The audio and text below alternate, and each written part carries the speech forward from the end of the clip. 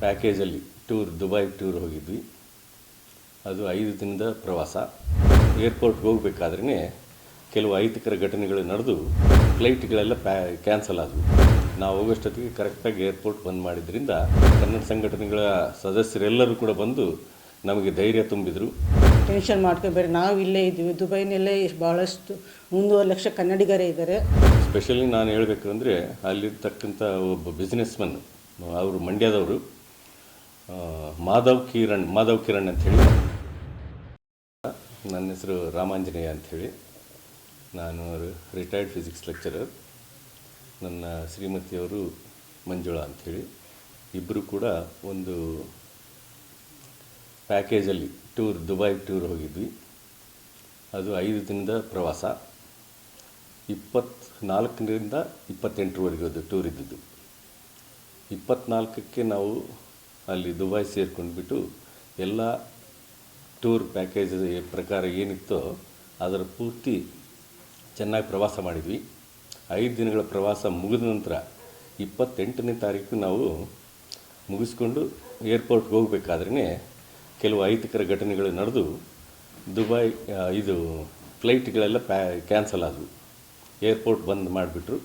ನಾವು ಹೋಗೋಷ್ಟೊತ್ತಿಗೆ ಕರೆಕ್ಟಾಗಿ ಏರ್ಪೋರ್ಟ್ ಬಂದ್ ಮಾಡಿದ್ರಿಂದ ನಾವು ಮತ್ತೆ ವಾಪಸ್ ಬರಬೇಕಾಯಿತು. ವಾಪಸ್ ಬಂದಾಗ ಎಲ್ಲರಲ್ಲೂ ಕೂಡ 50 ಜನದ ಟೀಮ್ ನಮ್ಮದು. 50 ಜನದಲ್ಲೂ ತುಂಬ ಆತಂಕ ಕಾಡ್ತಾ ಇತ್ತು. ನೆಕ್ಸ್ಟ್ ಏನು, ಯಾವಾಗ ಬಿಡ್ತಾರೆ ಫ್ಲೈಟ್ಗಳು ಅನ್ನೋ ಥರ. ಅದಾದ ನಂತರ ನಮ್ಮ ಟೂರ್ ಮ್ಯಾನೇಜರ್ ಇದ್ಕೊಂಡ್ಬಿಟ್ಟು ಯಾವುದೋ ಒಂದು ಒಳ್ಳೆಯ ಹೋಟೆಲ್ಗೆ ಕರ್ಕೊಂಡು ಹೋಗಿಬಿಟ್ಟು, ಇಲ್ಲಿ ನಿಮಗೆ ಏನು ಸಮಸ್ಯೆ ಇಲ್ಲದಾಗ ನಾವು ನೋಡ್ಕೊಳ್ತೀವಿ ಅಂತ ಹೇಳಿದರು. ಅಲ್ಲೇ ನಮ್ಮ ಎಲ್ಲ ಟೂರ್ನವರು ಟೀಮ್ ಇತ್ತಲ್ಲ, ಎಲ್ಲರೂ ಒಂದು ವಿಡಿಯೋ ಮಾಡಿ ಹಾಕೋಣ ಮೀಡಿಯಾಗೆ ಅಂಥೇಳಿ ವಿಡಿಯೋ ಮಾಡಿದರು. ಆ ವಿಡಿಯೋ ತುಂಬ ವೈರಲ್ ಆಗಿಬಿಟ್ಟು ನೆಕ್ಸ್ಟ್ ಡೇನೇ ಎಲ್ಲ ಕನ್ನಡ ಸಂಘಟನೆಗಳು, ಅಲ್ಲಿಂದ ದುಬೈನಲ್ಲಿದ್ದಂಥ ಎಲ್ಲ ಸಂಘಟನೆಗಳು ಮತ್ತು ರಾಜಕಾರಣಿಗಳು ಎಲ್ಲ ನಮ್ಮನ್ನು ಸಂಪರ್ಕ ಮಾಡೋದಕ್ಕೆ ಪ್ರಾರಂಭ ಮಾಡಿದರು. ನೆಕ್ಸ್ಟ್ ಡೇನೇ ಬೆಳಗ್ಗೆ 8 ಗಂಟೆಯಿಂದ ಎಲ್ಲರೂ ಕೂಡ ಕನ್ನಡ ಸಂಘಟನೆಗಳ ಸದಸ್ಯರೆಲ್ಲರೂ ಕೂಡ ಬಂದು ನಮಗೆ ಧೈರ್ಯ ತುಂಬಿದರು. ಅದಾದ ನಂತರ ಎಲ್ಲ 4-5 ದಿವಸ ಇದ್ವಿ ಅಲ್ಲಿ. 5 ದಿನಗಳು ಕೂಡ ನಮಗೆ ಲಾಡ್ಜ್ ವ್ಯವಸ್ಥೆ, ಊಟದ ವ್ಯವಸ್ಥೆ ಎಲ್ಲ ಅವ್ರು ನೋಡಿಕೊಂಡ್ರು. ರಾಜಕಾರಣಿಗಳು ಕೂಡ ಬಳ್ಳಾರಿ MLA ನಾಗೇಂದ್ರ ಅವರು, ದಾವಣಗೆರೆ MP ಪ್ರಭಾ ಮಲ್ಲಿಕಾರ್ಜುನ್ ಮತ್ತು ಅವರ PAಗಳು ದೀರ್ಘ ಸಂಪರ್ಕ ಮಾಡಿಕೊಂಡ್ಬಿಟ್ಟು ಎಲ್ಲರ ಜೊತೆನೂ, ಈವನ್ ವಿದೇಶಾಂಗ ಸಚಿವರ ಜೊತೆನೂ ಕೂಡ ಮಾತಾಡಿಬಿಟ್ಟು ನಮಗೆ ಎಲ್ಲ ಧೈರ್ಯ ತುಂಬಿದರು. ಅಲ್ಲಿ ಕನ್ನಡ ಪರ ಸಂಘಟನೆಗಳು ನಮಗೆ ಎಲ್ಲ ವ್ಯವಸ್ಥೆನೂ ಮಾಡಿ ನಮಗೆ ದೀರ್ಘವಾಗಿ ನಮ್ಮ ಜೊತೆಯಲ್ಲೇ ಇದ್ಬಿಟ್ಟು 4 ದಿವಸ ಭಾಳ ಧೈರ್ಯ ತುಂಬಿದರು.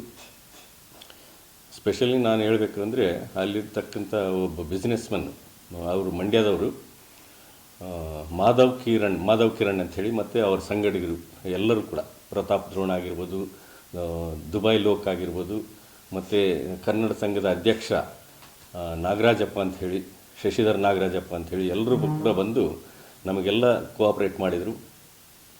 ನೀವು ಎಷ್ಟು ದಿನ ಇರ್ತೀರೋ ಅಲ್ಲಿವರೆಗೂ ಕೂಡ ಎಲ್ಲರೂ ಕೂಡ ನಿಮ್ಮ ಜವಾಬ್ದಾರಿನ ನಾವು ನೋಡ್ಕೊಳ್ತೀವಿ, ನಿಮ್ಮನ್ನು ಫ್ಲೈಟ್ ಹತ್ತಿಸೇ ನಾವು ಹೊರಗಡೆ ಮನೆಗಳಿಗೆ ಹೋಗೋದು ಅಂಥೇಳಿ ಧೈರ್ಯ ತುಂಬಿ, ಕೊನೆಗೆ ಎಲ್ಲರ ಸಹಕಾರದಿಂದ ಎಲ್ಲರದ್ದು ಕೂಡ, ಅವ್ರದ್ದೊಂದೇ ಅಲ್ಲ, ತುಂಬ ಜನ ರಾಜಕಾರಣಿಗಳು ಕೂಡ ಇದರಲ್ಲಿ ಹೆಲ್ಪ್ ಮಾಡಿದ್ದಾರೆ. ಎಲ್ಲರೂ ಕೂಡ ಹೆಲ್ಪ್ ಮಾಡಿಬಿಟ್ಟು ನಮ್ಮನ್ನು ಸುರಕ್ಷಿತವಾಗಿ ಫ್ಲೈಟ್ ಹತ್ತಿಸಿಬಿಟ್ಟು ಸ್ಪೆಷಲ್ ಫ್ಲೈಟ್ ಮಾಡಿಬಿಟ್ಟು ಕಳಿಸಿದರು. ಕೊಚ್ಚಿನ್ಗೆ ಬಂದ್ವಿ. ಕೊಚ್ಚಿನ್ನಿಂದ ಮತ್ತೆ ಬೆಂಗಳೂರಿಗೆ ಒಂದು ಫ್ಲೈಟ್ ವ್ಯವಸ್ಥೆ ಮಾಡಿದ್ರು ಕೂಡ ಅವರೇ. ಅಲ್ಲಿಂದ ನಾವು ಇವತ್ತು 1 ಗಂಟೆಗೆ ಸುರಕ್ಷಿತವಾಗಿ ಬಂದು ತಲುಪಿದ್ದೀವಿ. ಯಾವುದೇ ಸಮಸ್ಯೆ ಇಲ್ಲ. ಅಲ್ಲಿ ಸ್ವಲ್ಪ ಆತಂಕ ಇತ್ತು, ಯಾವಾಗ ಫ್ಲೈಟ್ ಬಿಡ್ತಾರೋ ಅಂಥೇಳಿ. ದೇವ್ರ ದಯದಿಂದ ಎಲ್ಲ ಸುಗಮವಾಗಿ ನಡೆದು ನಾವು ಸುರಕ್ಷಿತವಾಗಿ ಬಂದು ತಲುಪಿದ್ದೀವಿ. ಎಲ್ರಿಗೂ ಥ್ಯಾಂಕ್ಸ್ ಹೇಳ್ತೀನಿ ನಾನು. ಮಂಜುಳಾ ಅಂತ, ಚಿತ್ರದುರ್ಗದವರು. ಆ್ಯಕ್ಚುಲಿ ನಮ್ಮದು ಜಗಳೂರು ತಾಲೂಕು ತೋರಣಗಟ್ಟೆನೇ ಸ್ವಂತೂರು. ಅಲ್ಲಿಂದ ನಾವು ರಿಲೇಷನ್ಸು 15 ಮೆಂಬರ್ಸ್ ಹೋಗಿದ್ವಿ.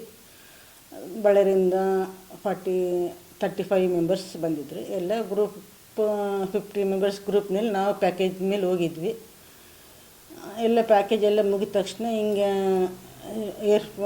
ಲಿಫ್ಟ್ ಆಗ್ತಾಯಿಲ್ಲ, ಏರ್ಪೋರ್ಟ್ ಬಂದ್ ಮಾಡಿದ್ದಾರೆ, ಹಿಂಗೆ ಪ್ರಾಬ್ಲಮ್ ಆಗ್ತಾಯಿದೆ ಅಂತಂದು ಏಜೆಂಟ್ನವರು RP ಅವರು ಇದ್ದರು. ಅವರೆಲ್ಲ ಮತ್ತೆ ವಾಪಸ್ ಕರ್ಕೊಂಬಂದು ಬಸ್ನಲ್ಲಿ ರೂಮ್ ಬಿಟ್ಟು ಹಿಂಗಿದೆ ಈ ಪರಿಸ್ಥಿತಿ ಆಗುತ್ತೆ, ರೂಮ್ ಇದು ಕಾಸ್ಟ್ಲಿ ಇದೆ, ಹಿಂಗೆ ನೀವು ಕಟ್ಟಬೇಕಾಗುತ್ತೆ ಅಂದರು. ಆಯಿತು, ನಾವು ಎಷ್ಟೇ ಆಗಲಿ ನಾವು ಕಟ್ಕೊತೀವಿ, ನಾವು ಮಾಡ್ತೀವಿ, ನಮಗೂ ರೂಮು ಸುರಕ್ಷಿತ, ರೂಮಲ್ಲಿ ಬಿಟ್ಟರೆ ಸಾಕು ಅಂತ ನಾವು ಕೇಳ್ಕೊಂಡ್ವಿ. ರೂಮ್ ಬಿಟ್ಟರು.